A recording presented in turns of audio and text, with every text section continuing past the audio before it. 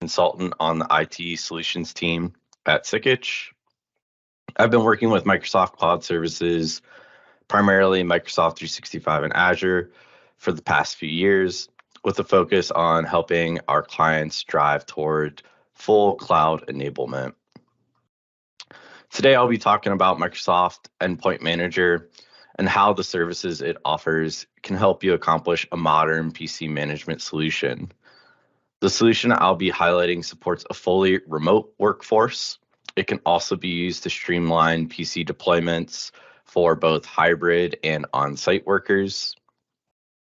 Many organizations' IT environments today are mixed and use a cloud-attached approach, meaning they use a combination of both cloud and on-premise technologies. As organizations move towards full cloud enablement, it's common for their environments to transition from on-premise only to a cloud-attached approach, and finally to their end goal of being fully cloud-based. The PC management solution we will showcase today supports both hybrid or cloud-attached environments, as well as cloud-only. Before we get into talking about the technology behind the solution, I'd like to first take a moment to touch on today's post-pandemic workforce.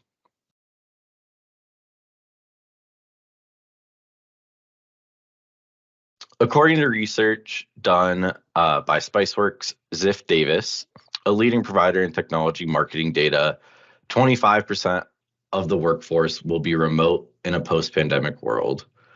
A study they did at the height of the recent public health crisis showed that 61% of the overall workforce went fully remote at that time. The breakdown of the research shows that while 74% will remain fully in the office, 6% will go fully remote and 19% will be hybrid, spending some of their time in the office and the rest remote. It's clear the nature of work is changing. As technology continues to drive innovation, employees are looking for employers who will provide a modern workplace.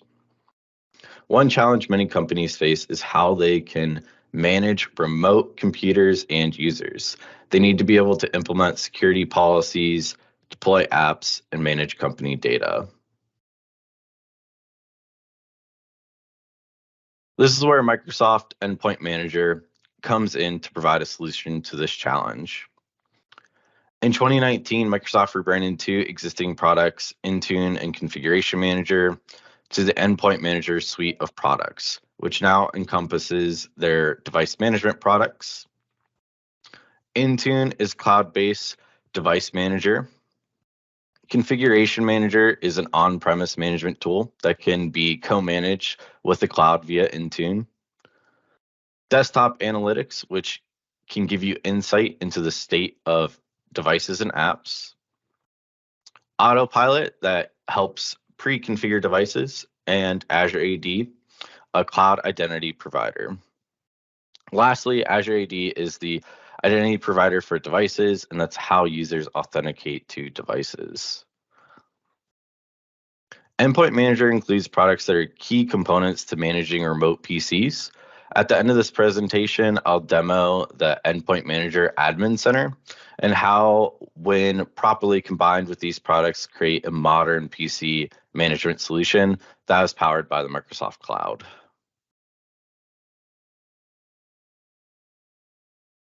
I'd like to start with discussing Azure AD and Intune.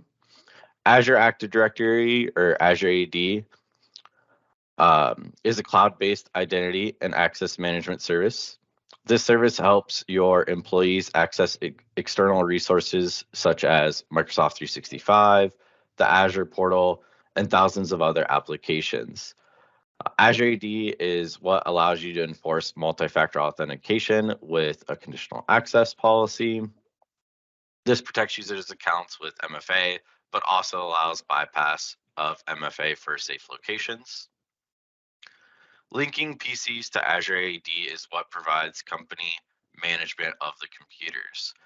Depending on your Azure AD join type, this can allow users to sign into their PCs with their M365 credentials, providing identity management.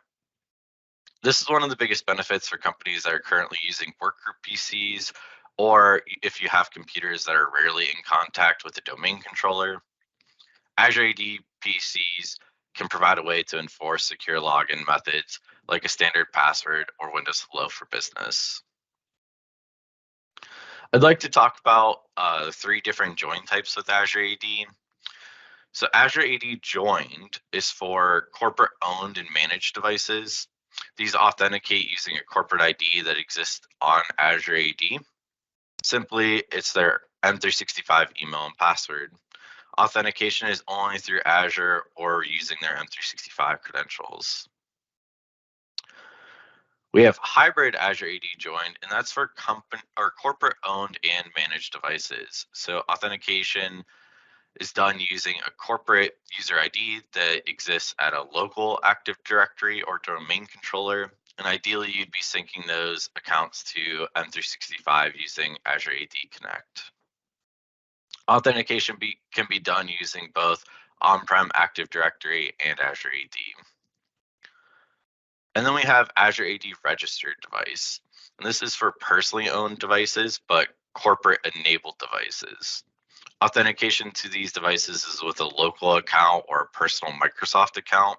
And authentication to corporate resources is done using a user ID that exists in Azure Active Directory or M365. So Intune. Intune is the device management solution in Endpoint Manager.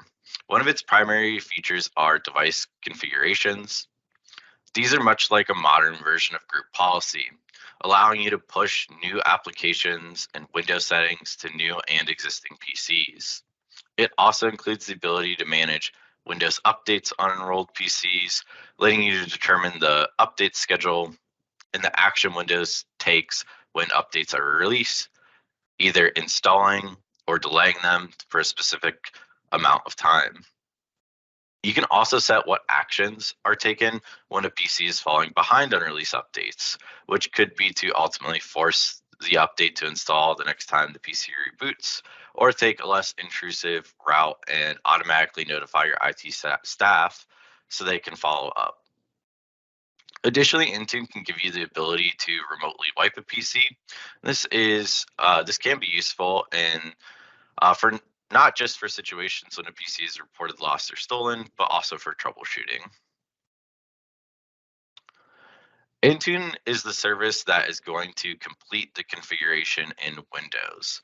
At its core, it's a device management solution.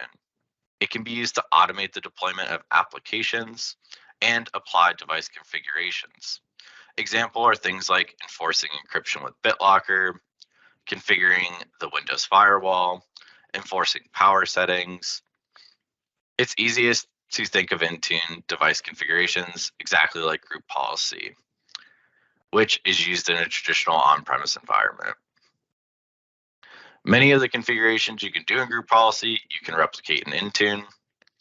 Besides being used for the initial configuration of the device, Intune gives the bonus of being able to deploy future applications and configurations or remove them from any of your devices that are already out in the field and being actively used. You can completely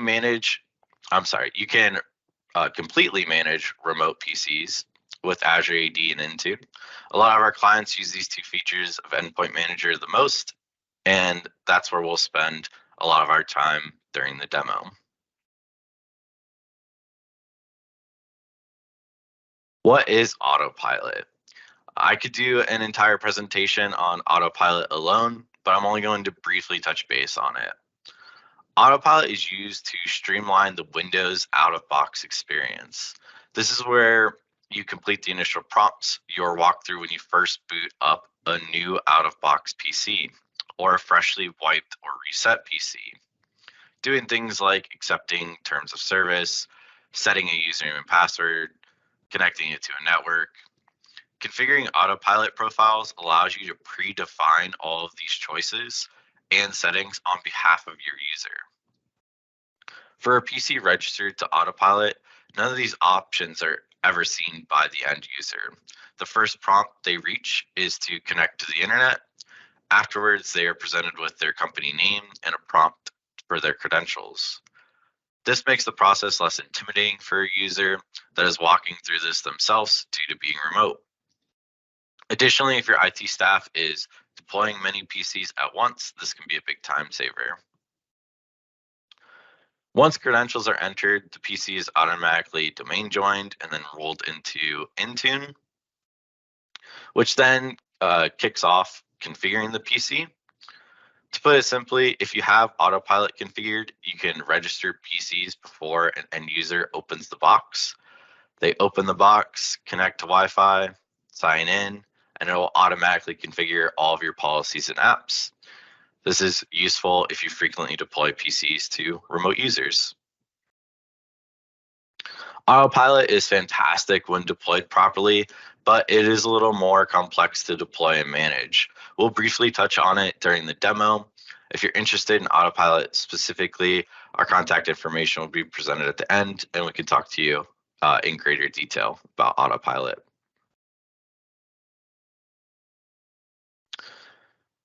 So what are some use cases for Endpoint Manager? Here are a few examples of where we've used a mixture of the features to provide a solution to our clients. So client A recently helped a client that had servers that were hosted in the cloud. They were in Azure. They were using a domain controller in Azure for authentication, and they also had a remote desktop server that was mainly being used for QuickBooks. They had a main office, but dozens of remote users all over the country. The remote users had no connection to the main office or domain controller, so they were just workgroup PCs. This company was paying to support a complex environment that no longer suited their needs. So the first thing that we did is we migrated them to QuickBooks Online. That puts a focus on removing the need of the remote desktop server. Then we configured Intune policies that mimicked their existing on-premise environment. So things like BitLocker, power settings. Then we migrated all of their user accounts and PCs to Azure AD, so off of their domain controller to a cloud-only environment. And then finally, we decommissioned all of their cloud-hosted servers, like their domain controller and remote desktop server. So in the end, all of their PCs, especially their remote PCs, were managed through Azure Active Directory, which provides better security and identity management. Along with that, this project resulted in thousands of dollars worth of savings as they were no longer paying to support their servers that were hosted in Azure. Another scenario is client B, where we've incorporated Autopilot as a solution. We took on a new client that didn't have any existing server infrastructure. And along with that, all of their applications that they used were either web-based or cloud-based. They had no sort of PC management solution. So what we did was we set them up with Intune policies to enforce security standards and identity protection. We configured all of their apps to be deployed via Autopilot and Intune. So now when they hire a new user, we register the computer at Autopilot. We ship it directly to the user. All they have to do is power it on, connect to their home internet, and sign in. And within a few hours, the computer's fully set up with all of the applications they need and with all of our security policies applied to the computer. We've also used Microsoft Endpoint Manager and solutions where clients have an existing server infrastructure that needs to remain intact. We've deployed hybrid autopilot where the PCs are main domain joined, but still receive the policies that get pushed out automatically, along with applications from Intune. The main goal here in the hybrid environment is to prepare them for when they are ready to move to a cloud-only infrastructure.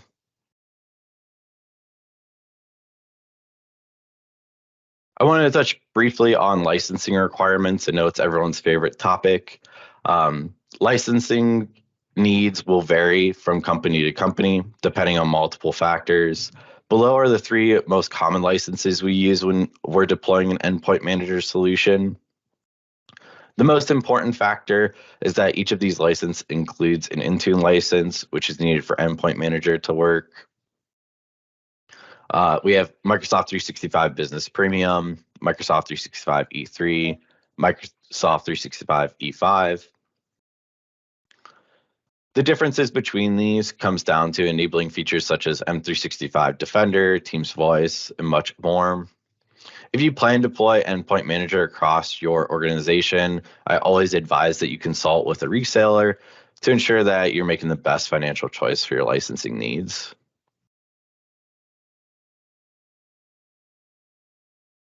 I'll be performing a demo on the Microsoft Endpoint Manager Admin Center, but I wanted to touch briefly on joining a computer to Azure AD. It's not something that everyone's done, so it's a simple process and interesting to take a look at.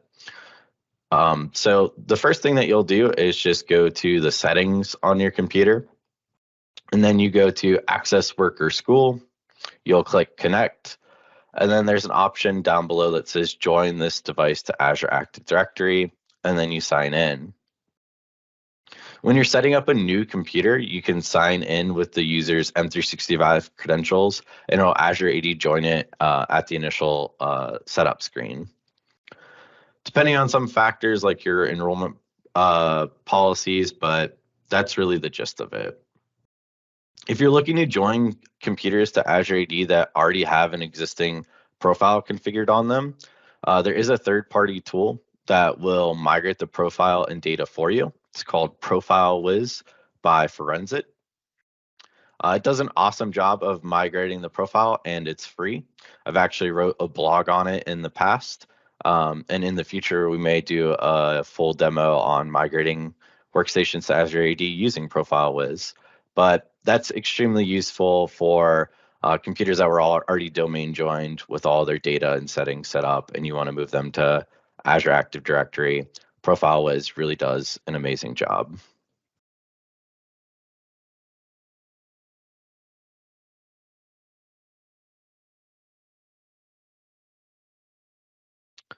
Now we'll go into an overview of the Microsoft Endpoint Manager Admin Center. So I'm gonna flip from the presentation. Just give me just one moment here.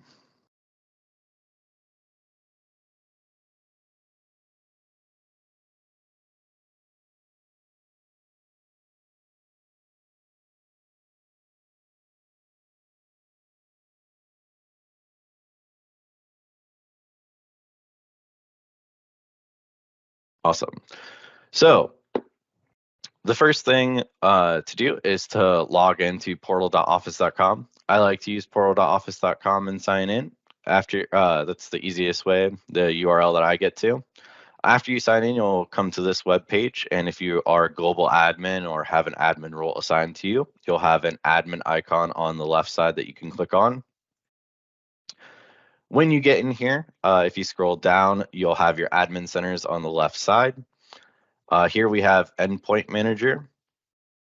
This will only show up if you have the appropriate license. So just like we talked about on the previous license screen, like an E3 or an E5, if you don't see Endpoint Manager here, you can click on All Admin Centers, and you may see Endpoint Manager there.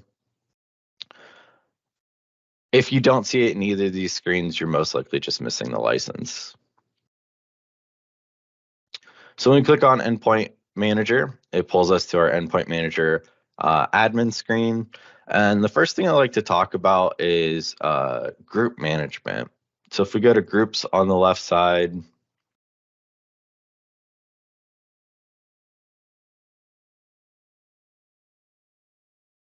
the groups, we just call them, there's Intune Managed Windows 10 and Intune Managed Users. So we'll talk about Intune Managed Users first. And what we do is we create dynamic membership rules for this group. And really, this is the syntax that's being used, but really all it's doing is it's looking for any user that has a license assigned to them that has Intune included in it. And if they meet those requirements, they're automatically added to this group. Along with that, we do the same thing for computers. So we have Intune Managed Windows 10, and we've got dynamic membership rules set up for this group. And once again, what this is doing is it's really just looking for a device that's managed by Intune, that it's a Windows device that starts with Windows 10 and it's owned by the company. And the nice thing about creating dynamic groups like this is that it just makes applying policies a lot easier. We can target all of our Intune users. We can target all of our Intune Windows 10 devices. And when you add in a new device or you enroll it or deploy it with Autopilot, they automatically get added to these groups. You don't have to do anything specific. And then we know that they're automatically getting applied the security policies or the apps that we'll assign, and we'll talk about later. So dynamic groups are really fantastic. And if you're looking to deploy Endpoint Manager, I strongly recommend utilizing them.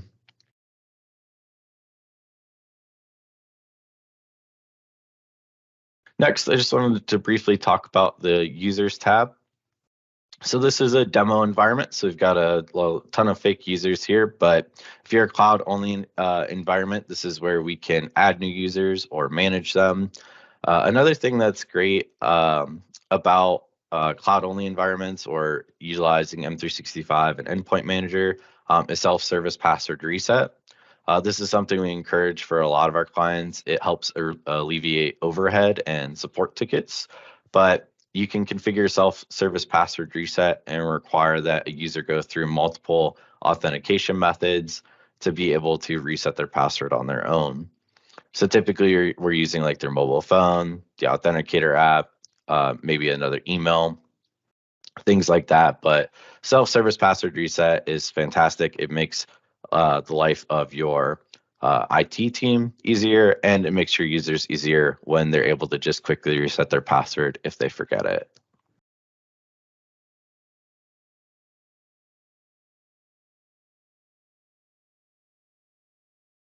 Under this tab, we also have audit logs. So we can see what our users are doing, what they're signing into. Same with our sign-in logs.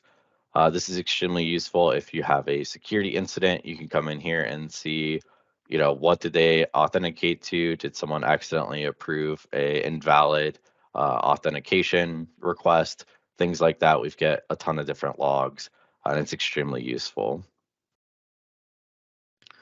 Next, I want to talk about our devices screen.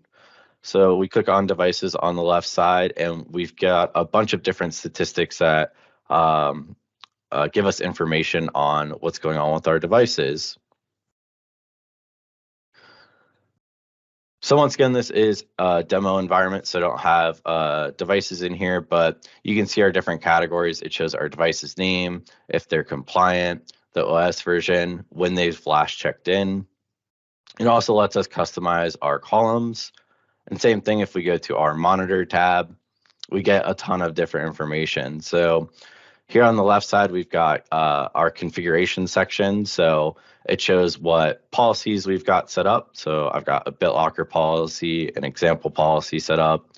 It would tell us what devices are receiving errors, if they've got conflicts, ones that are pending, the ones that have succeeded.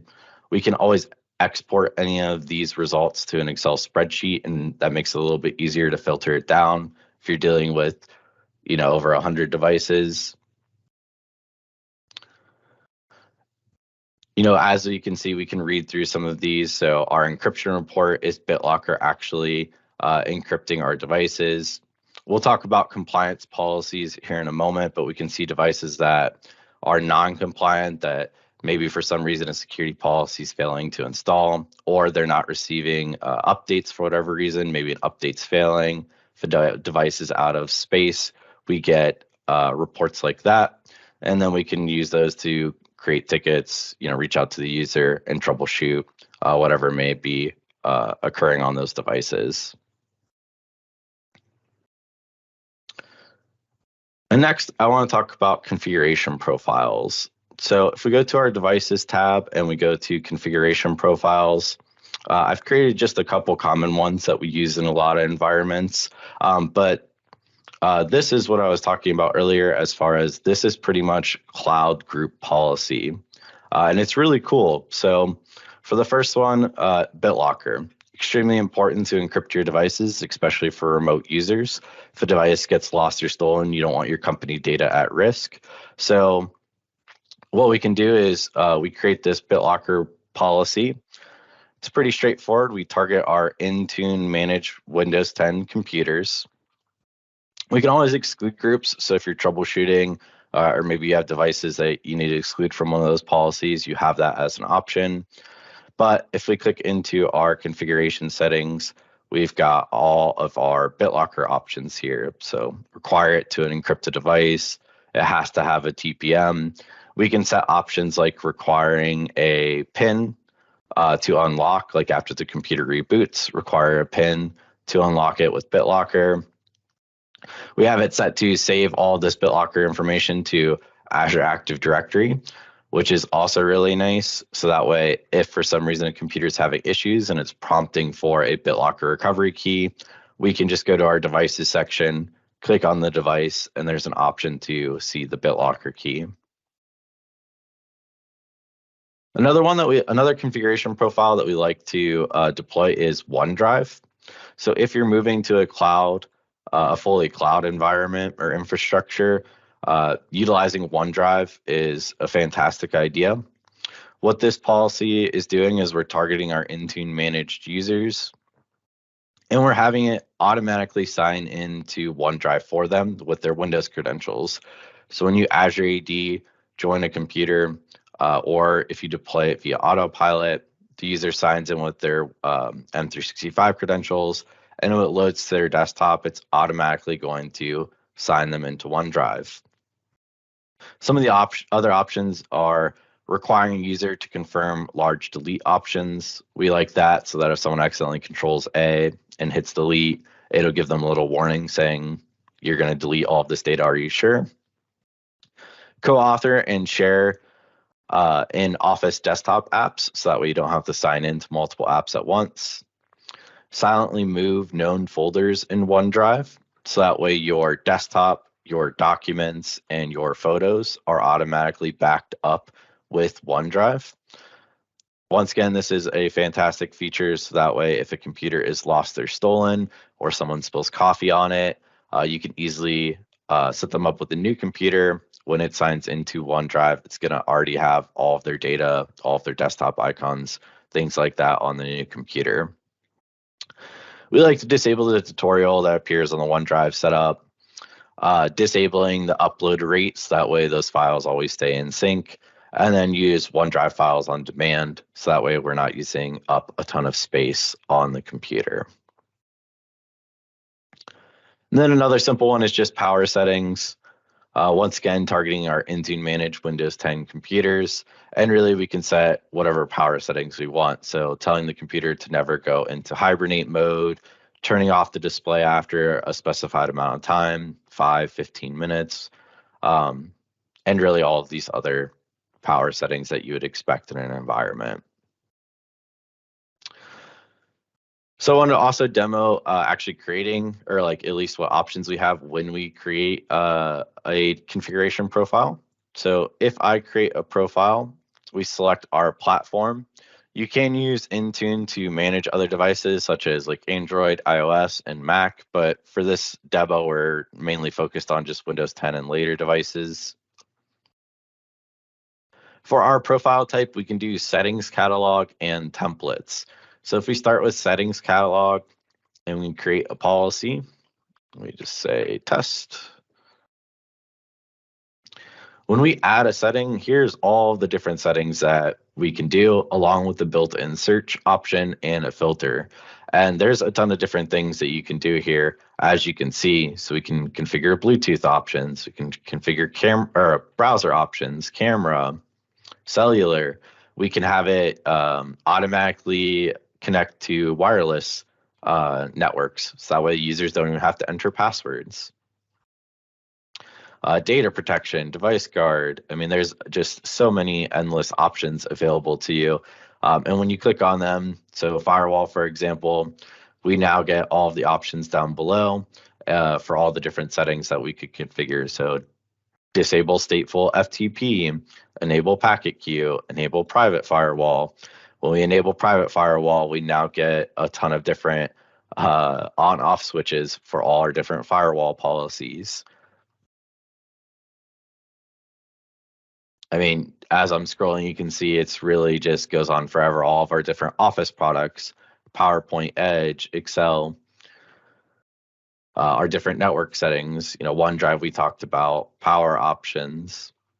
It's really endless. And like I said, it's really everything that you would do in a local group policy and even more, which is really awesome.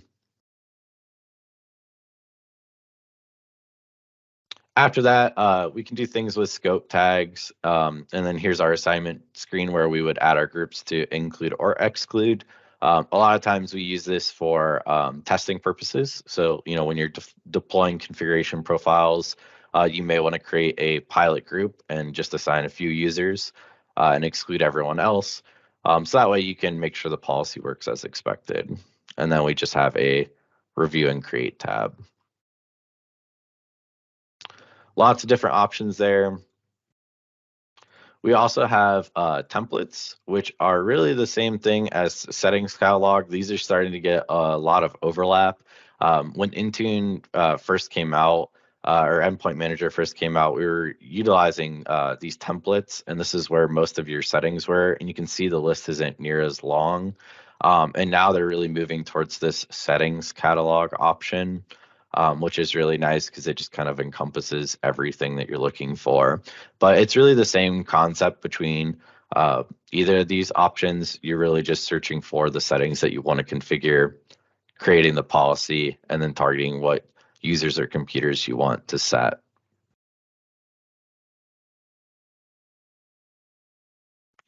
So like I said, really anything that you would do in group policy, you can do with configuration profiles. Some of our companies, our clients have strict security requirements for cybersecurity insurance, and we can use Intune to deploy and manage those restrictions as well. So things like restricting PowerShell rights and what it can do, or different sharing features, things like that.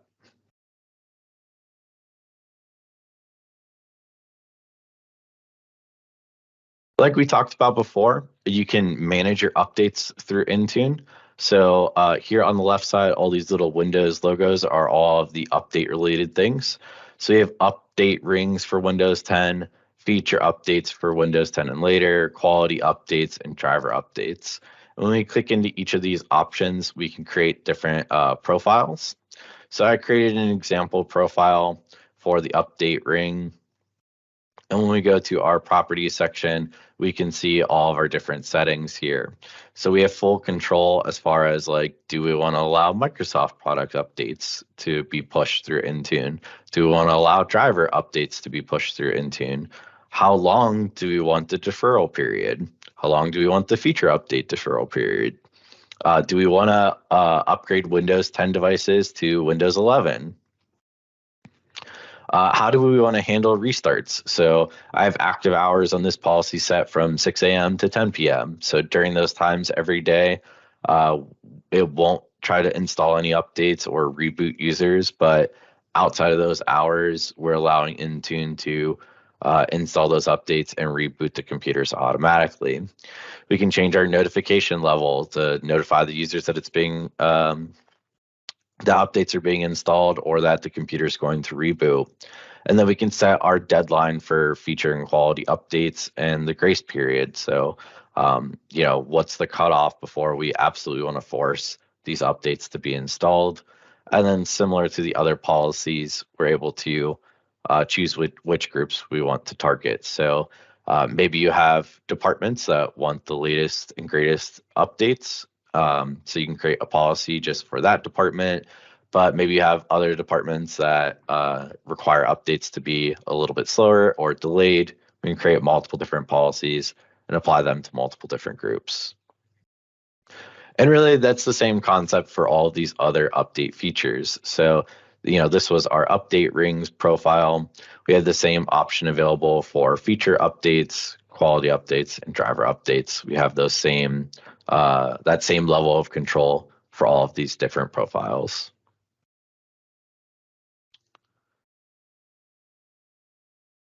Next, I wanted to talk about compliance policies.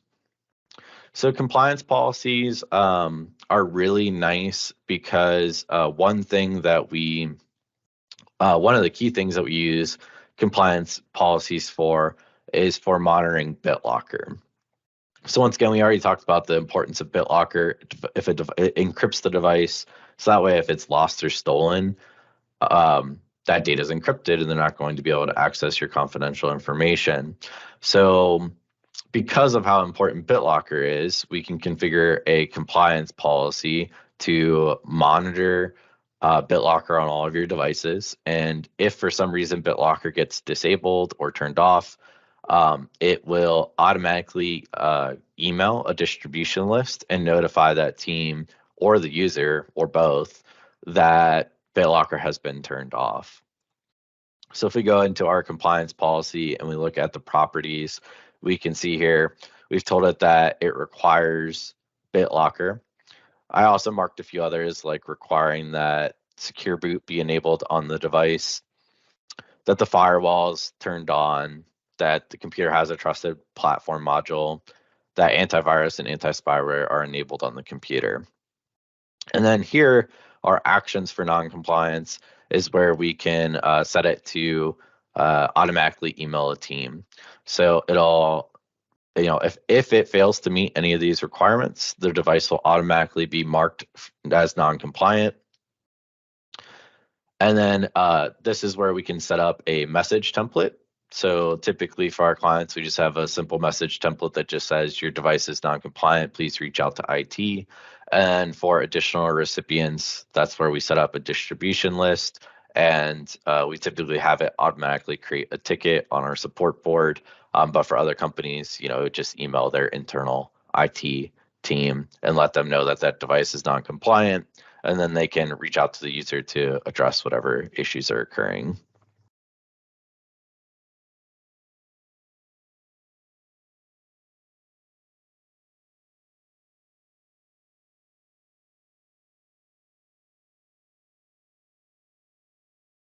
Under our devices section, another thing that's useful is our scripts section.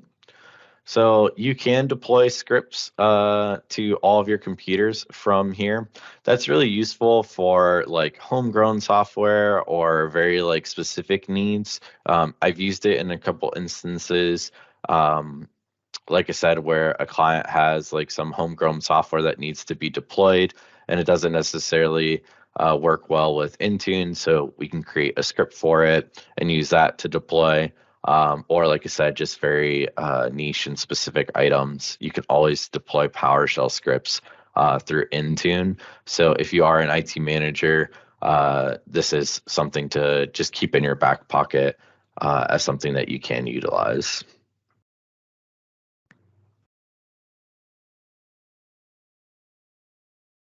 Next, I want to talk about apps. So we just talked about a lot of the options here in our device section where we can deploy configuration profiles for security or different settings that we want to implement. But we can also deploy apps through Intune or Endpoint Manager.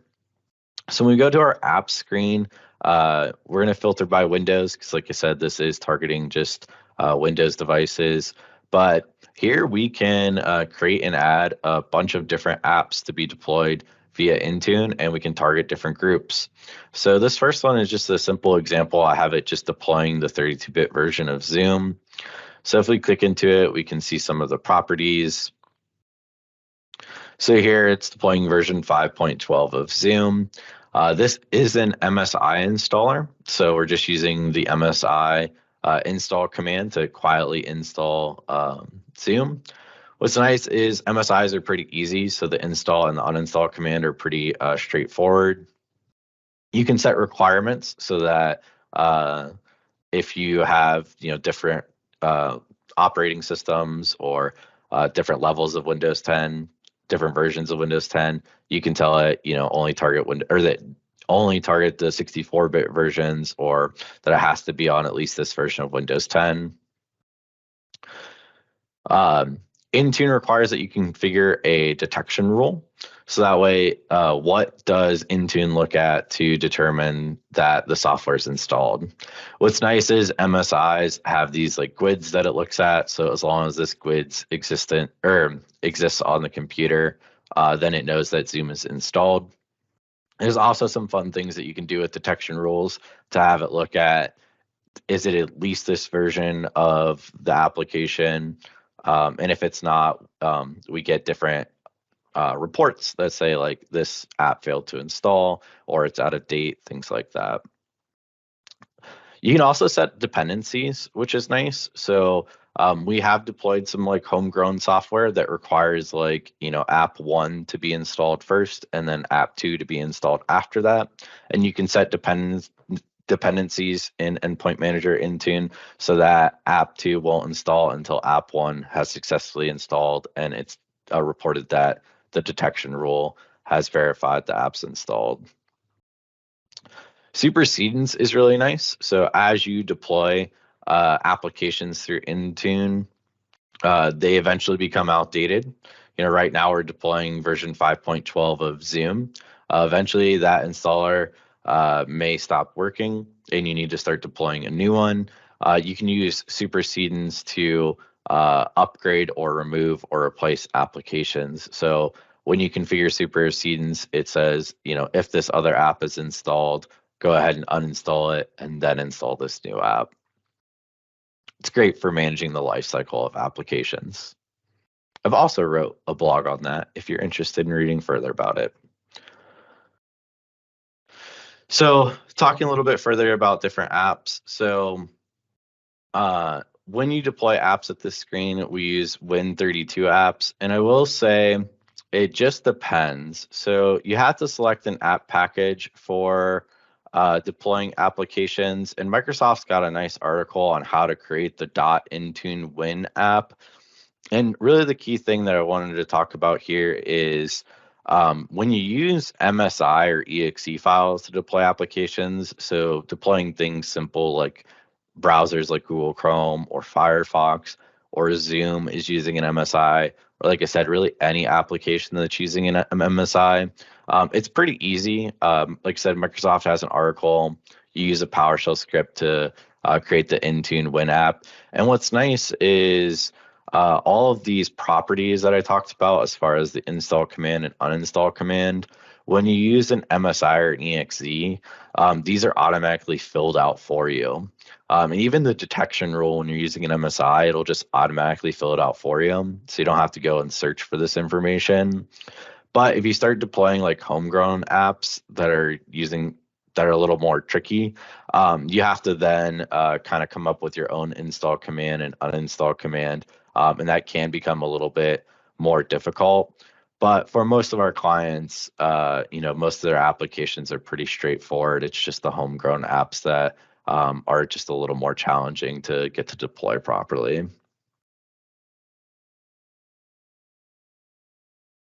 And lastly, I did want to just touch during this demo, just touch briefly on autopilot.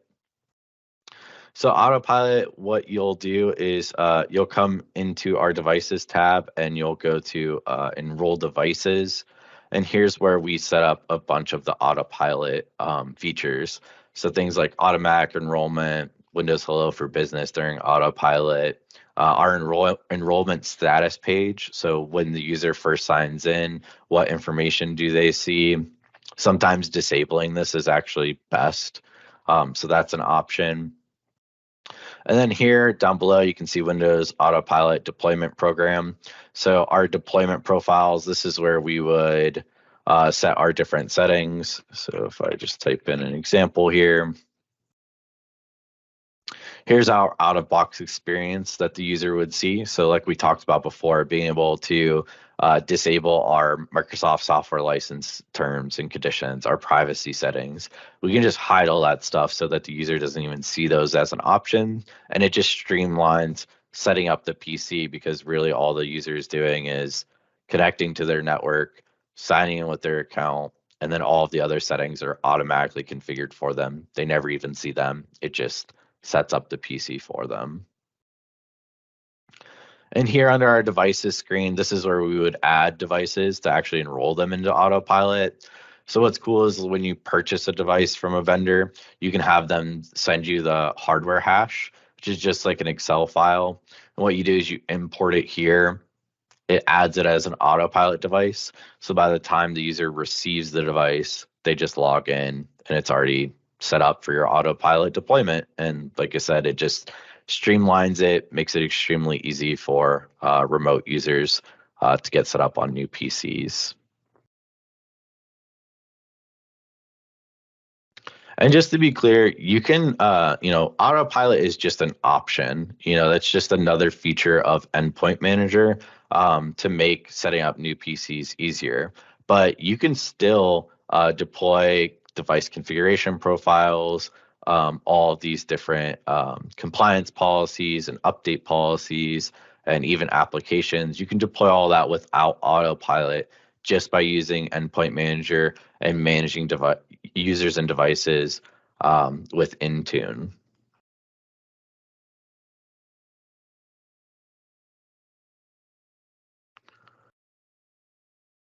So that concludes my demonstration of Endpoint Manager. I could really go on for hours and hours about all of the features here in Endpoint Manager, but these were really just some of the key highlights that of the features that we use on a regular basis for our clients. The combination of these features can really improve your company's IT infrastructure.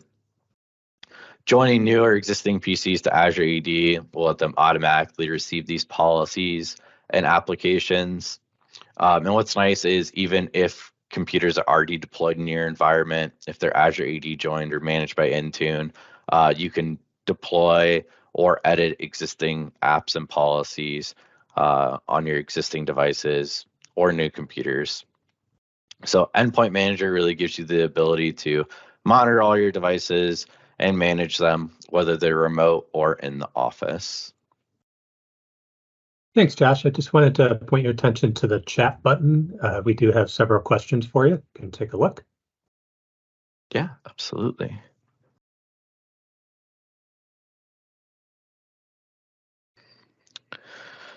So Tony said, when you have an existing Active Directory in Windows and an Azure AD environment, if you join a laptop to Azure AD, will it join them to your local AD, or is it just Azure AD present? So with you at that point, it will be both. It'll still be part of your local Active Directory, but it will be in Intune, and you can still push and manage policies to those devices in Azure Active Directory. But it will not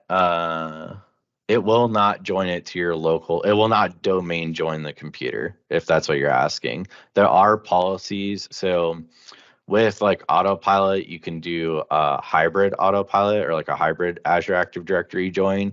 And that's where the computer is. You can set up policies to have it automatically domain join your computer or domain join the computer. And then also have it enroll it in Azure Active Directory, so it's managed by Intune. So you'd be looking for like a hybrid Azure Active Directory join deployment type. That's what you'd be looking for there.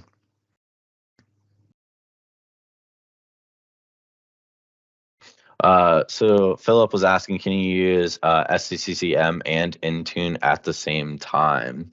I believe so. I don't know the answer I don't know that 100%, but I know with like group policy in Azure AD, there's like precedence over which one wins out.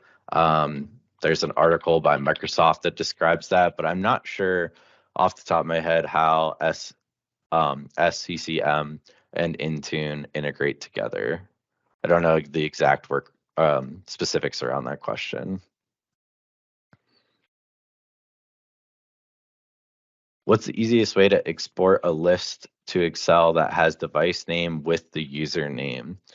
I believe, yeah, I was going to say if you go to devices and then all devices, at this screen, you'd have your device name along with the primary user, and then that's the UPN, and you can just export that to Excel, and that would give you that list.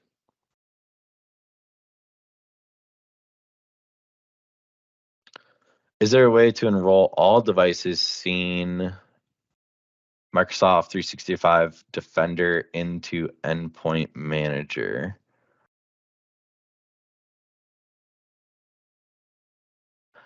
I don't believe so. I don't know of a way to do that easily other than manual registration. Typically in these environments, um, if we're doing autopilot on PCs, we're pulling like a hardware hash um, with just a PowerShell command where we're connecting to them. And then you can just create one Excel spreadsheet to then import all the devices at once. And a lot of times in these environments that we work with, we already have some sort of remote monitoring management tool on the computers where we can kind of just like back end in to run those PowerShell commands to be able to import multiple devices at once. I'm not sure about being able to pull that from Microsoft 365 Defender. It's typically just a PowerShell script that we're using.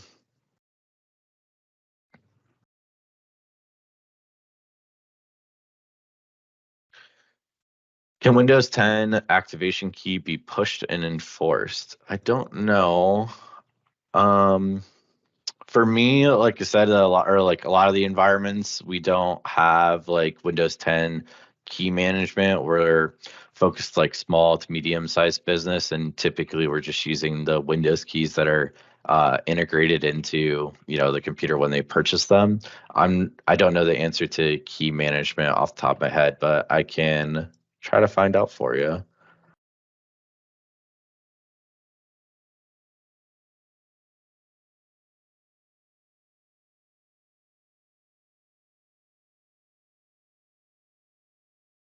After Zoom is deployed, how does patch update vulnerability management work for Zoom? So that's a great question. That kind of goes back to our supersedence option. So when you deploy these applications, really all it's doing is just running the MSI for you. So when you deploy Zoom, it's going to install using the MSI that you built the package with, which would be 5.12. And a lot of these applications are automatically going to update, right? So right now this is Zoom 5.12, 10.232. But when you install it, the first time you launch it, it's going to update to Zoom 5.13, etc. But eventually down the road, this installer will no longer work. So there is some upkeep and management that you have to do with these applications. So typically, like every 6 months, we'll do like an audit or review of these applications, or if one of them runs into an issue, and then you'll need to come in here and build out a new package with the latest version of Zoom, and then supersede it. So that way, you can use detection rules to say if the version of Zoom that's installed is older than 5.10, replace it with this new version, which is 5.13. So unfortunately, it doesn't manage it like automatically for you and keep these applications automatically up to date. So there is some overhead with it, but supersedence does make managing the applications and keep them up to date and replacing them a lot easier.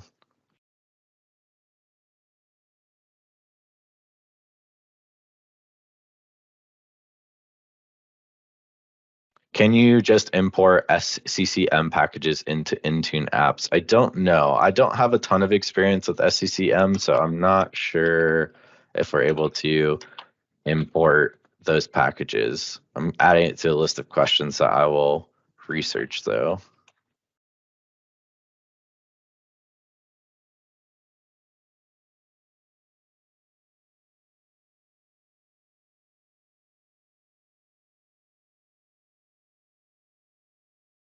If we enable Windows Hello for Business, do all of our users get notified, or is it silent until used? So if you enable it at the Windows Hello screen, like here, it will start prompting them for install. So you have to be delicate with like how there's some workarounds for how you have to create those policies so that um, it enables it for them to be used, but doesn't force them to register right away. But if you turn on from like enroll device bins, Windows Hello, if you enable that or just like create a configuration policy to push Windows Hello, the first time after the policy gets assigned, they're going to get prompted, which as that's probably why you're asking this question because that can be intrusive. So there's some workarounds that you have to do to get that policy to behave the way that you want it, where it enables for users but doesn't force them to register. It's a little more of a pain than I'd like it to be, so I don't want to go into detail here. But we can, if you'd like, you can reach out to Sikich and we can assist you with that.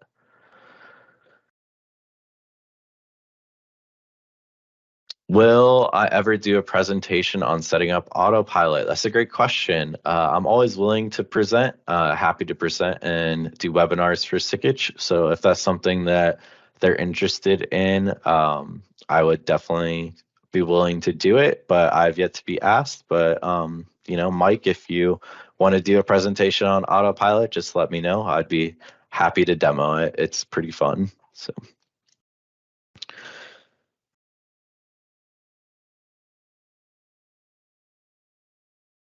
Let's see here, Tony. You can run a script to make it run local on computers you need to enforce it on. Gotcha.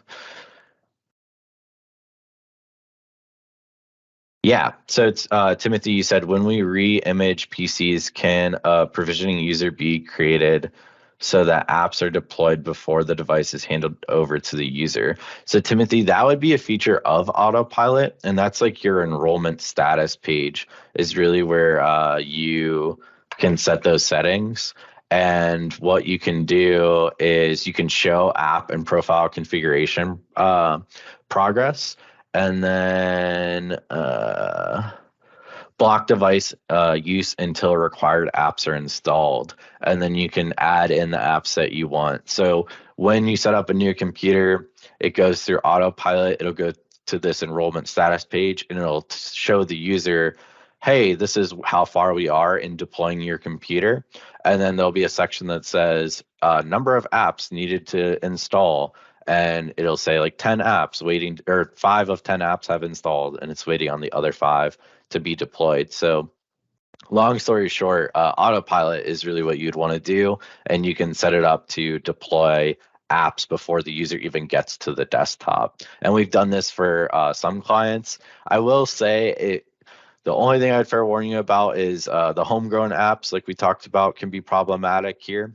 So like things like Office, Chrome, remote monitoring management tools we do can be utilized here with great success. But if you start trying to do like weird things with scripts and all sorts of stuff before the computer actually gets logged in, you can run into some issues. But one of the things that we do when we set up autopilot is we have it install Chrome or whatever other browsers the company wants to use. We have it install Office, and then we have it install our remote monitoring management tool, which gives us remote access to it. So it's really nice because when a user sets up a computer, when it first gets to the desktop, then we as the IT team already have remote access to the computer, and the user at least already has Chrome and Office. So normally that's enough to get them functional where they can start doing some stuff, accessing email, browsing the web. And then all of your other apps, things like Zoom or any other applications you're deploying, you can let that deploy in the background as the user's, using the computer. And, just depending on how many apps you're deploying, a couple hours and all those things will be installed.